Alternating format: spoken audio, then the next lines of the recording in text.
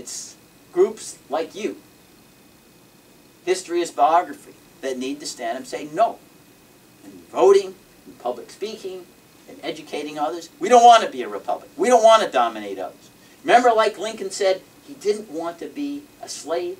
He said, neither would I want to be a master. We don't want to be colonized. We don't want to be a colonizer. We want to influence others by our example. We encourage those to emulate us. But we, again, do not go abroad in search of monsters to destroy, and in the process destroy our own earmarks that have led to national greatness and pride that we have as a people. But you ask, well, it looks so formidable, a challenge. How do we go from being the superpower that's run roughshod over every rule of law that we have denounced in other dictatorships, even if not in the extent of the practice in principle? How do we change and roll this back? Because it looks so hopeless.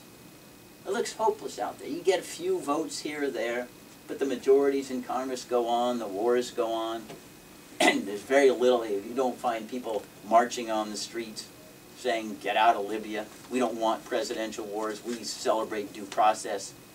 Because it's very hard to get people excited about process. It's very hard. They all want results, not process. So it's part of the system of education to inculcate this civic virtue. If you remember due process, we can never forget. It is the most important concept ever fashioned in the history of civilization. It appeared on the fields of Runnymede in 1215. Because due process conveys the idea you can get it wrong. You have to have process for listening to all sides and information. Events have multi-dimensions to them. Be cautious. Again, the humility. You could be wrong. Listen. Make sure you've got checks on your own hastiness. You know, remembering, acknowledging your own words. And we've run roughshod over due process. No, we don't need habeas corpus at Guantanamo or any place else. They're all enemy combatants, and we know. Why? Because I pronounced them. You know, sentence first, verdict afterwards. You know, Queen of Hearts. Instead of having a real trial, and then deciding what you do. You are the vanguard. You're in the cockpit there that's going to drive the country, because we still have a system based upon majorities. You know, the votes still count.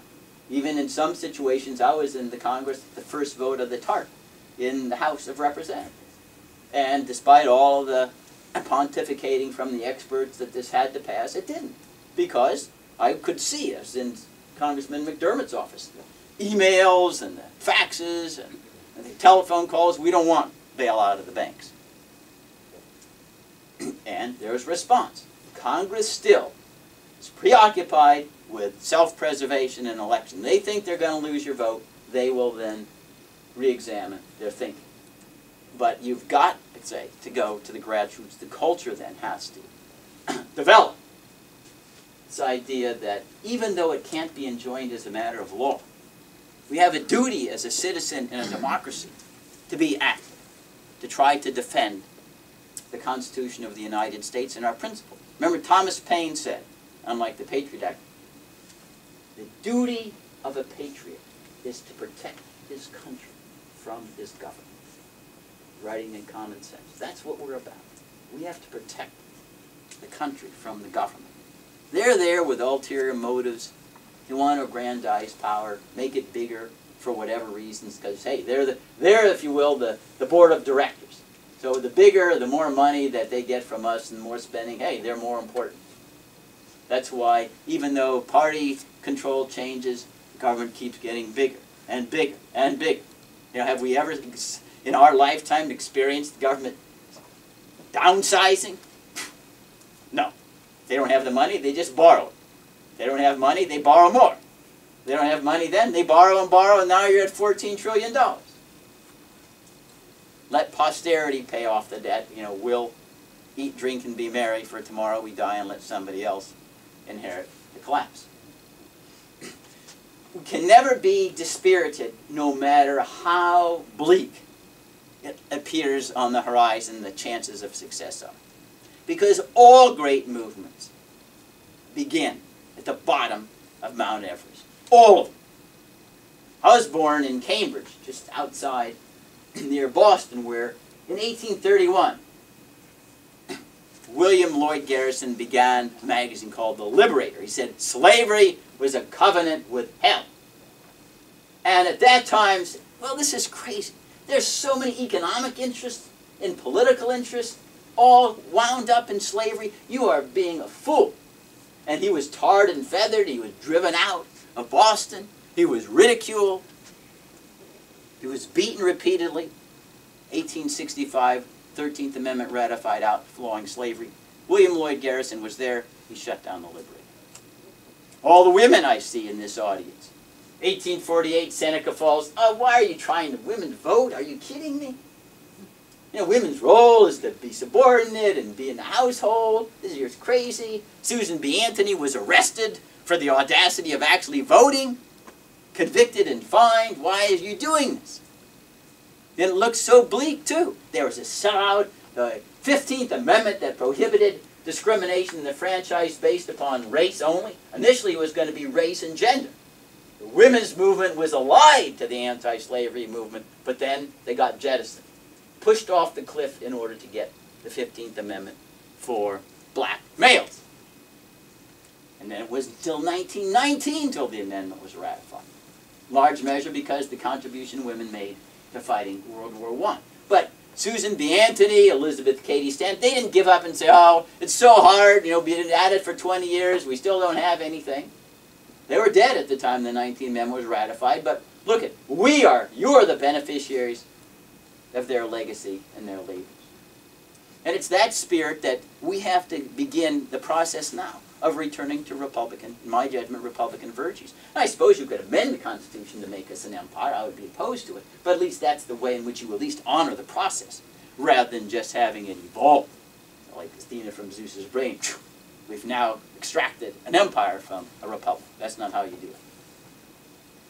And that's why I say these kinds of struggles are always going to be depressing at times, because it looks like others are so unresponsive. They're so unthrilled by the prospect here. And it's up to leadership to try to inspire others to join. It's not something that can be done easily. It requires a great deal of patience, and a lot of it is flukish as well. We don't exactly know why. At certain times, revolutions, inflection points happen. The Civil Rights Movement, why is it finally, when Rosa Parks said no, it then lit a fuse that led to the Civil Rights Movement. Because I can guarantee you, ladies and gentlemen, Rosa Parks wasn't the first one who was black who stood up and said enough. There had been lynchings that had been going on for 60 or 70 years, which people braved, you know, the racism. They perished. We probably don't even know where their names are. So we cannot let the absence of victory over the horizon at all depress our energies. The struggle itself will live for the ages, and if it doesn't take hold this generation, it can take hold in future generations. It will provide inspiration for others. And to say, even when we think of the own risks, our own handicaps or unpleasantness that we may have to encounter, because, you know, if you're not in favor of the Patriot Act, then you're aiding and abetting terrorism. Anyone who opposes the empire is disloyal. Are you giving in to terrorism and things of that sort? So you'll encounter all sorts of derogatory remarks. But that's nothing when you consider the risks that others, right in today's living room, watching the television, are willing to take. On the streets of Cairo or Tunis, or the streets of even Sanya in Yemen. These men and women, they could be shot. There's no due process. Half the places, they don't even have any foreign reporters or whatever.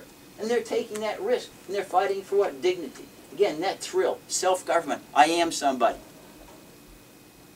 I get to chart my destiny. Captain of the soul, master of my fate. Government doesn't tell me what to do. I am a participant in power. That's the definition of freedom. And these people, say, just think their inspiration. They're taking risks vastly greater than what we need to do today. Because we still are far from the kinds of dictatorship that you have in communist China, that you even bring a lawsuit and then you end up in jail. And that's what wisdom in adulthood consists of, knowing. Before you've actually fallen off the cliff and want to defy the force of gravity, we have to stop now, because we can see what the future is going to bring. And I repeat, no empire in history has ever resisted ruination by stepping back and said, we don't want to dominate others. But we have a chance to do that because that is our legacy. That was our birth certificate. We don't want to be dominated, but we're not here to do other than influence you by example. So that concludes my general observation. I entertain any questions you have. That's my mission here, in trying to inspire you to take the maximum advantage of the opportunities you have working at the Rutherford Institute, learning, understanding those qualities of leadership, and so we can take the country in a new generation. But remember, Lincoln spoke about a second birth of freedom. We need a second birth of liberty and Republican values and glory.